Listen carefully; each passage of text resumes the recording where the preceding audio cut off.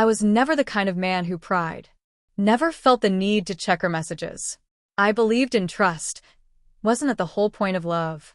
But something felt strange that night. She was in the kitchen, and her phone lit up. I glanced just once. A single name, and it knocked the breath right out of me. Lie. That was the name. The one she swore was part of her past. The ex she said had broken her so deeply she'd never look back. The man who was supposed to be a lesson, not a lingering presence. But there he was, right on her lock screen. 8:43 p.m. And just like that, something inside me shifted. I stared at the screen like I was watching the final moment I'd ever trust her. She came back into the room, humming some tune, completely at ease. I smiled because sometimes pretending is easier than processing heartbreak in real time.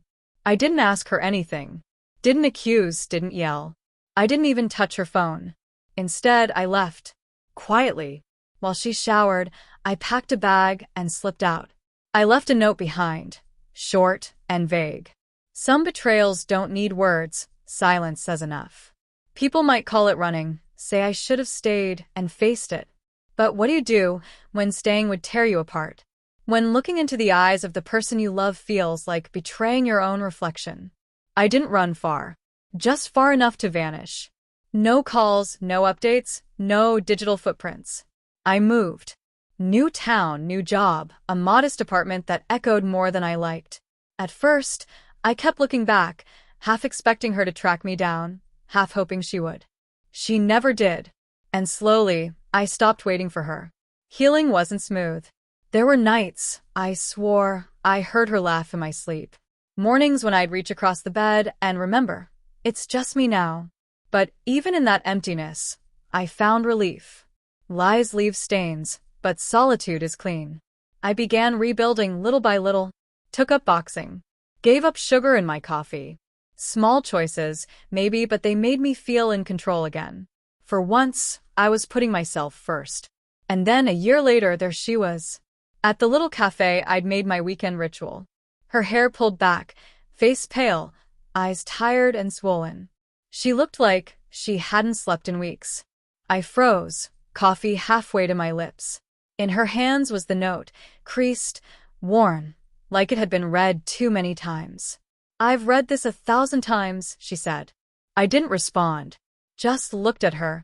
She sat down without asking. Her hands trembled. I deserved worse, she murmured. I was foolish, weak, and I let go of the only person who ever truly saw me. My jaw tightened. I wanted to say something, anything, but the words never came. She reached into her bag and pulled out her phone. Opened her messages. Look, she said. There was one message from Eli. Just one. She never replied. I should have told you, she continued. I was terrified. Not because I still had feelings, because I didn't. I just froze. I read that text again. Still no reply.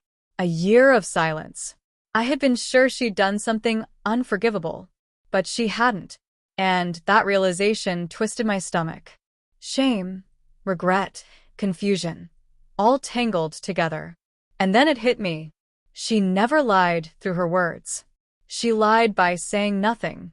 I waited, she whispered. Every day, I searched for you. Called mutual friends, checked hospitals, airports, everything. But you were just gone.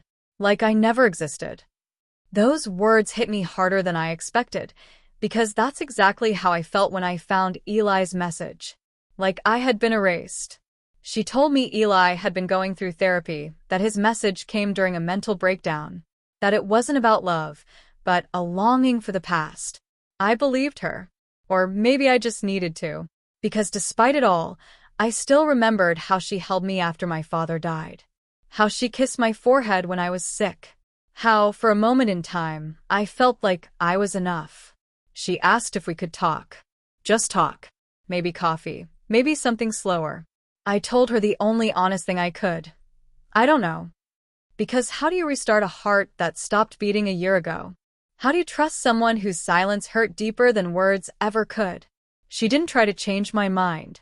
She just nodded. No pleading, no dramatic scene. I'll wait, she said. Even if it takes years. This time I'll stay. Then she walked out. Quietly. The bell above the door chimed as it closed behind her.